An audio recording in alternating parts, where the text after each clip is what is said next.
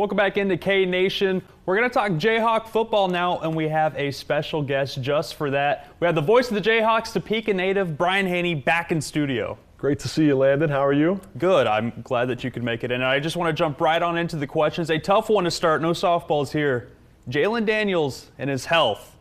Is he healthy? Is he back to 100%? And what can Jayhawk fans expect out of him this fall? Physically healthy, mentally and emotionally sharp. He is so fired up to be back and to make the most of the season ahead. I think there's an extra skip in his step. There's an extra zip on those passes. And of course, when all of your top weapons other than Mason Fairchild are back from last season, he's got such a great previously established rapport and chemistry with these pass catchers. I expect big, big things out of the Kansas offense. Even with a new OC like Jeff Grimes coming in, I don't think they'll miss a beat. That was my next question, Jeff Grimes. You take out Dom Puny and Mike Nowitzki on the offensive line. Mason Fairchild you mentioned, but outside of that, the big key missing point is Andy Kotelnicki. What can we expect now of Jeff Grimes' offense? I think Jeff is smart enough to know that if it ain't broke, don't fix it. Yeah. And while he's clearly going to put his own wrinkle and influence on it, he's not going to come in and reinvent the wheel. There'll be a lot of similar concepts, a lot of similar terminology and language. When you're averaging, 36, 37 points a game, you don't come in and turn the tables over and try to,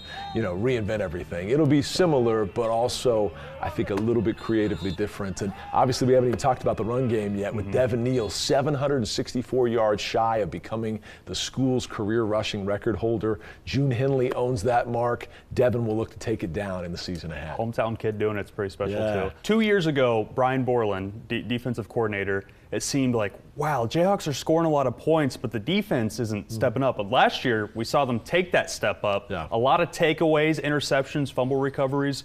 What can we expect out of Brian Borland's defense this year? Well, we're all looking to see where the pressure off the edge is going to come from outside of Jeremy Robinson. Obviously, when you lose Austin Booker, who was the Big 12 Defensive Newcomer of the Year. 2.5 sacks in preseason game 1 with the Bears. He's looking great with Chicago, but we were kind of hoping we'd have him for another year. They restocked the shelves well with Woodkey and Job and several others from the transfer portal. There's some high-impact rookie class guys that are true freshmen coming in, like Warner, and you take a look at Kamara and the linebacking core. I think Dean Miller has added some weight and looks good rushing off the edge as well. You've got great defensive tackle depth. I want to see that pass rush off the edge, and I think that some of the early returns are looking good in fall camp in that regard. Everything that we've seen from Megan Camp and Lauren says improved pass rushing, and of course we're all excited about the two corners alongside Marvin Grant and O.J. Burrows. We're naming all these names, so the question is, where is the question mark on this team? Where's the we don't know about this position? Well, obviously, you mentioned some big names to replace on the offensive line. Pooney, obviously a high pick of the San Francisco 49ers, and a great center we lost in Mike Nowitzki.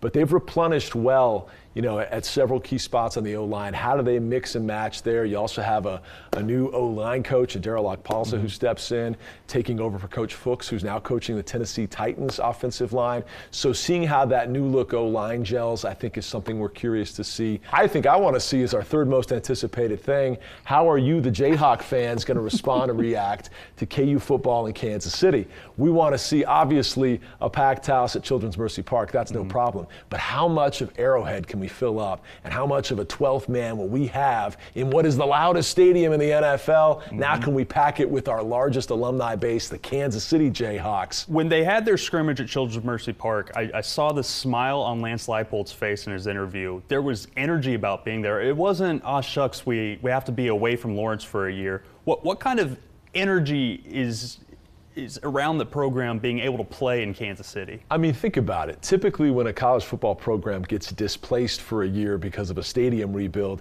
you're playing at a junior college stadium or an NAIA school or something like that. Practice field even, like Northwestern is. Our guys get to play at the home of the back-to-back defending Super Bowl champions. They get to locker next to where Patrick Mahomes calls home. That's pretty good advertisement. How sweet is that? So the energy is great. The excitement is up. But I think the games at Children's Mercy will be a blast, too. So all 6 games in Kansas City should be a ton of fun. I think for this one season, Travis Goff's brilliant backup plan is looking pretty dang good when you get to play in those 2 awesome venues. Awesome, Brian. Thank you so much. Can't wait to hear you on the radio this fall. Just a week and a half out, and stay tuned. There's more K-Nation after the break.